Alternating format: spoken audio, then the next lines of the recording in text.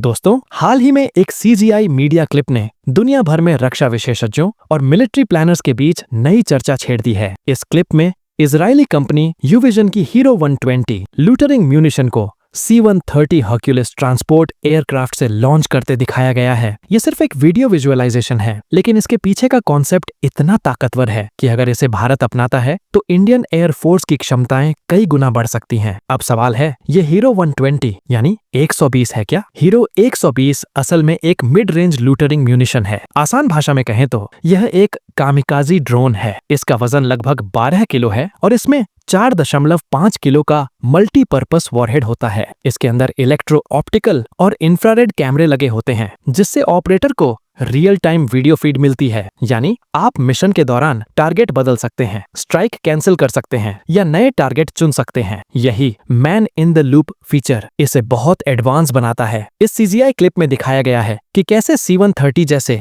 बड़े transport aircraft से इन म्यूनिशनों को लॉन्च किया जा सकता है। फायदा ये होगा कि प्लेन दुश्मन की रेंज से बहुत दूर रहते हुए भी हवा से दर्जनों म्यूनिशन ड्रॉप कर सकता है। ये म्यूनिशन फिर 40 से 50 किलोमीटर तक उड़कर टारगेट्स को हिट कर देंगे। अमेरिका भी इस कॉन्सेप्ट पर रिसर्च कर रहा है और मानता है कि इससे बड़े इलाकों पर कवरेज मिलेगी, खासकर ऐसे इलाकों में जैसे इंडो चाइना बॉर्डर। अब भारत के लिए ये आइडिया क्यों जरूरी है? सबसे बड़ी वजह है हमारी हाल की जंग का अनुभव। मई 2025 में पाकिस्तान के साथ हुए ऑपरेशन सिंदूर में लूटरिंग म्यूनिशन ने गजब का रोल निभाया। 4 दिन तक चले इस संघर्ष में IAF और आर्मी ने इजरायली हरोप और घरेलू सिस्टम जैसे नागास्त्र 1 और वॉरमेट का इस्तेमाल किया। रिपोर्ट्स कहती हैं कि 40% से ज्यादा एंगेजमेंट्स में इन ड्रोन ने निर्णायक असर डाला। पाकिस्तानी एयर डिफेंस सिस्टम्स और टेररिस्ट कैंप्स को टारगेट कर दिया गया। लेकिन एक सच ये भी है कि इलेक्ट्रॉनिक जेमिंग की वजह से नागास्त्र 1 जैसे कुछ सिस्टम खो भी गए। इस लड़ाई को दक्षिण एशिया का पहला ड्रोन वॉर कहा गया और यहीं से साफ हो गया कि सिर्फ ग्राउंड बेस्ड लूटरिंग सिस्टम काफी नहीं होंगे। दुश्मन के पास अगर सस्ते स्वार्म ड्रोन हो या फिर चीन जैसे देश एडवांस UAV तैनात करें तो हमें और लंबे रेंज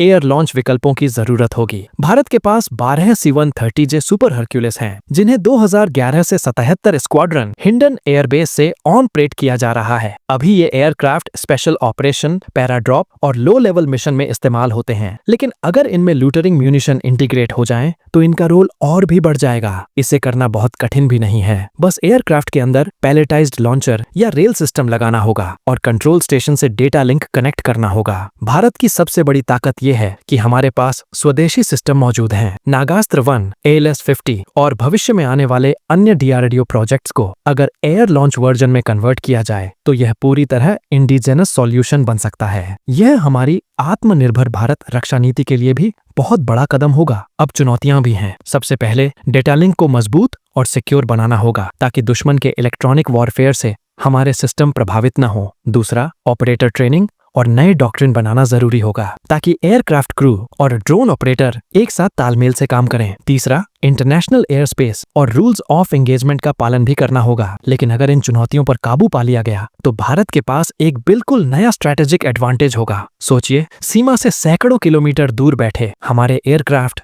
बिना दुश्मन के राडार की पकड़ में आए हवा से दर्जनों लूटरिंग म्यूनिशन लॉन्च कर दें। ये म्यूनिशन बॉर्डर पार जाकर दुश्मन के एयर डिफेंस, कमांड सेंटर या आतंकी ठिकाने तबाह कर दें। हमारे जवानों की जान भी सुरक्षित रहे और मिशन भी 100% सफल हो। दोस्तों, रक्षा तकनीक की दुनिया में जो देश तेजी से एडॉप्ट करता है वही आगे निकलता है। भारत के पास अब मौका है कि हीरो 120 जैसी टेक्नोलॉजी को देखकर उससे भी बेहतर स्वदेशी समाधान तैयार करे।